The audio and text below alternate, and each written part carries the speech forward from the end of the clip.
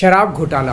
पिछले 2 साल से ये शब्द आपने कई बार सुना होगा। 2 साल से बीजेपी की सारी एजेंसीज कई रेड मार चुकी हैं, कई लोगों को गिरफ्तार कर चुकी हैं, लेकिन अभी तक एक भी पैसे का हेरफेर कहीं नहीं मिला, कहीं से एक भी पैसा नहीं मिला। अगर भ्रष्टाचार वाकई हुआ है तो इतने करोड़ों रुपए गए कहाँ? क्या सारा पैसा हवा में गायब हो गया? सच्चाई ये है कि किसी तरह का कोई भ्रष्टाचार हुआ ही नहीं। अगर होता तो पैसा भी मिलता। ऐसे फर्जी केस में आम आदमी पार्टी के कई नेताओं को इन्होंने अभी तक जेल में रखा हुआ है। किसी के भी खिलाफ कोई सबूत नहीं है, कुछ साबित नहीं हो रहा, खुलेआम गुंडागर्दी चल रही है, किसी को भी पकड़ के जेल में डाल दो। अब बीजेपी मुझे गिरफ्तार करना चाहती है। मेरी सबसे बड़ी संपत्ति, मेरी सबसे बड़ी ताकत मेरी ईमानदारी है। झूठे आरोप लगा के, फर्जी सम्मन भेज के ये मुझे बदनाम करना चाहते हैं, मेरी ईमानदारी पे चोट करना चाहते हैं। इन्होंने मुझे सम्मन भेजे हैं।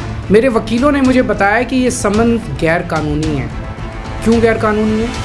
ये मैंने इनको विस्तार से लिख के भेजा है। मैंने बताया है कि उनके सम्मन कैसे गैर कानूनी है, लेकिन उन्होंने मेरी एक भी बात का जवाब नहीं दिया। इसका मतलब उनके पास मेरी बातों का जवाब नहीं है। इसका मतलब वे भी मानते हैं कि उनका नोटिस गैर कानूनी है। क्या मुझे एक गैर कानूनी सम्मन का पालन करना चाहिए?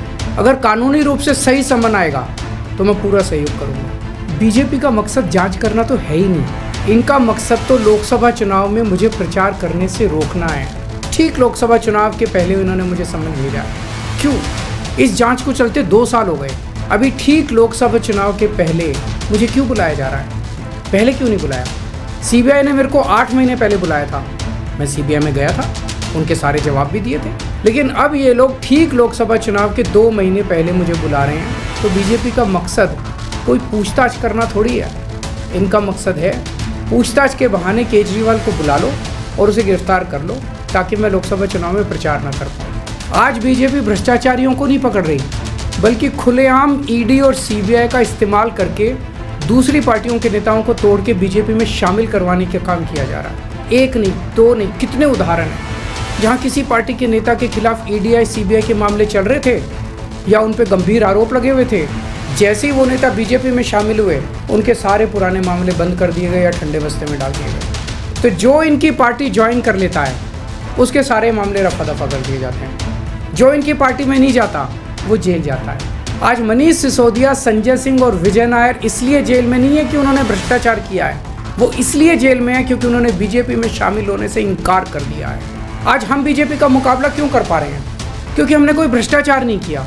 अगर हमने जरा सा भी गलत काम किया होता तो दूसरे भ्रष्टाचारी नेताओं की तरह आज भी हम बीजेपी में शामिल हो चुके हैं, तो होते आज तक। इस तरह देश के ईमानदार नेताओं को जेल में डाल के और भ्रष्टाचारियों को अपनी पार्टी में शामिल करवा के ऐसे तो देश आगे नहीं बढ़ सकता। ये क्या चल रहा है? ये जो कुछ भी चल रहा है बहुत खतरनाक है। ये हमारे जनतंत्र के लिए बहुत गलत है। इसे रोकना होगा। मैं हमेशा देश के लिए लड़ा हूँ।